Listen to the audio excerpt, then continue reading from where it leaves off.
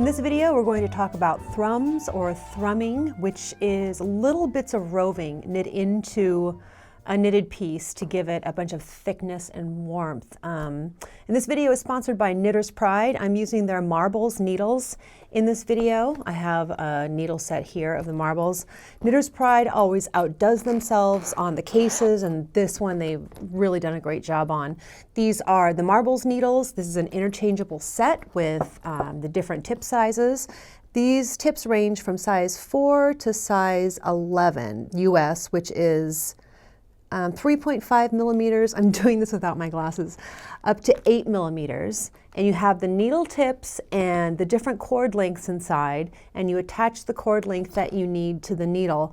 And these needles are beautiful and have this nice satiny finish and a long taper. I'll give you a close-up of them in just a minute when we get into the tutorial. But many thanks to Knitter's Pride for sponsoring this video and for making such beautiful, affordable needles. This is my own personal set, in fact. There's a set missing from the kit because I'm using them. These are my needles and I do love them. So thrumming is a way to add little bits of roving. And roving is, if you're a spinner, you know exactly what roving is. Roving is what we use to, or I don't, to spin wool into yarn. It usually starts with roving like this. And for thrums, we use little bits of this roving to really beef up whatever we're knitting, giving a lot of insulation. And this week, this video is kind of getting ready for the video that I have coming out next week, which is a tutorial on thrummed mittens. And I happen to have one right here. They are about the warmest things you can possibly put on your hands. But I know that people, I want to do this independent video because I know people want to use these in other projects. And I think the first question that I'll probably get asked is, can I just add thrums to any project? And the answer really is no, because thrums add a lot of bulk. If you haven't experimented with to see how much bulk and how you want things, I would follow a tried and true thrum pattern for your first time to see how far maybe you want to space them out and whatever.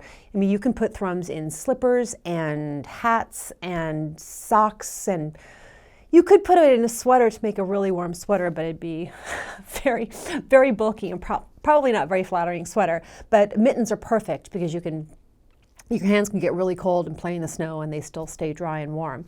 So, but let's go ahead and take a close-up look. Oh, well, one more thing I guess I want to say is there are lots of different ways to work thrums, and I have tried all of them so you don't have to. What I'm going to present you with is what I think is the best, easiest, and most secure way of working thrums. They stay put and they're not going to slide out, and they're pretty easy to work. So let's go ahead and take a close-up look. Here is a sample. You see the roving yarn ends up looking like a lice pattern in Fair Isle, and the back of it is just fuzzy warmth. And this is, I've actually put some steam on this and patted it down so it's felted together a little bit more. And I have this one other sample to show you where I used roving with a shorter staple.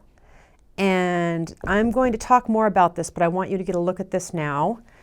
And I want you to get a close-up look at the needles. These are the Knitter's Pride Marblz.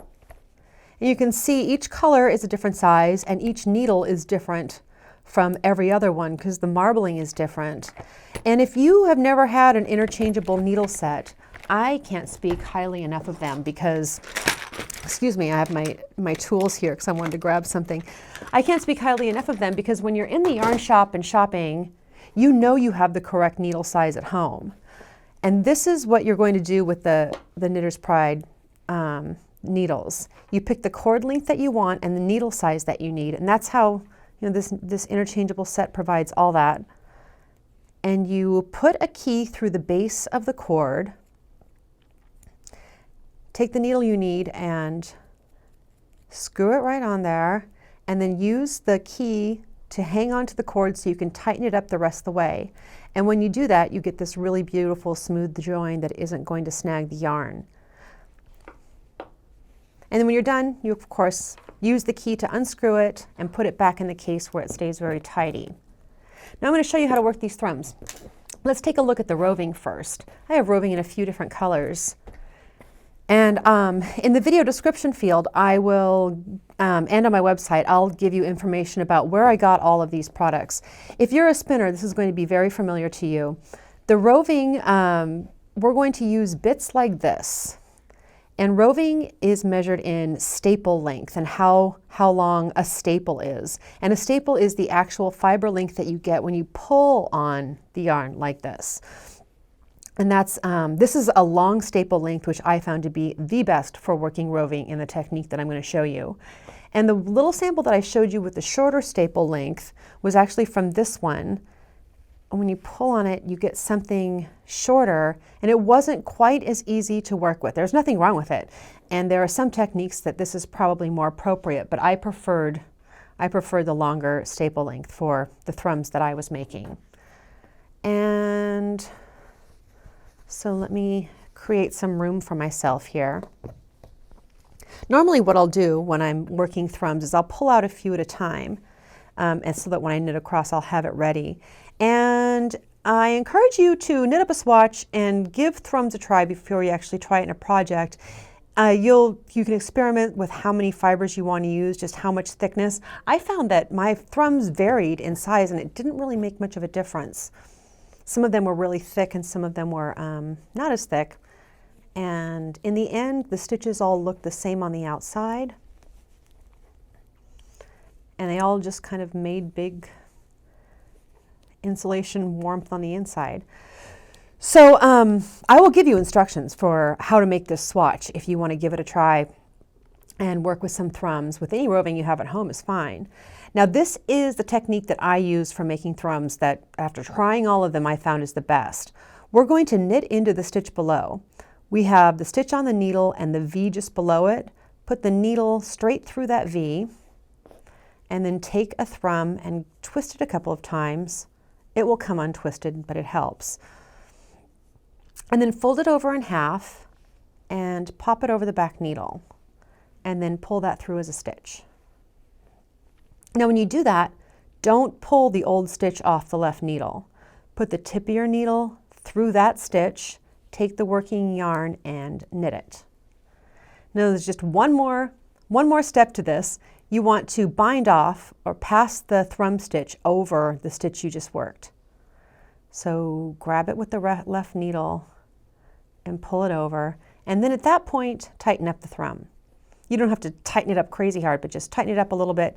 And you'll see you have this nice stitch in the front. So you knit up to the next thrum. I'll show you the technique again. Knit into the stitch below.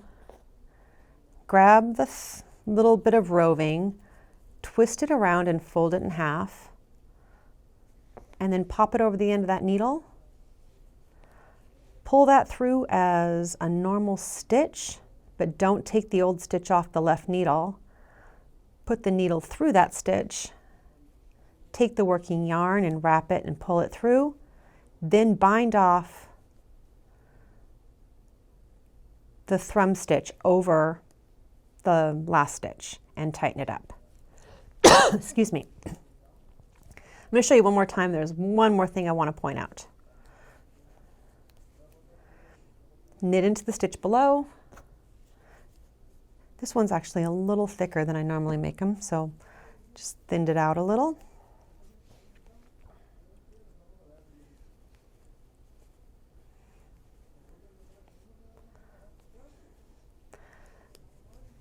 Okay, now when you go to bind this stitch off, normally when you're binding stitches off, at least when I grab the stitch with my left needle and yank on it as hard as I want and pull it over the tip of the needle.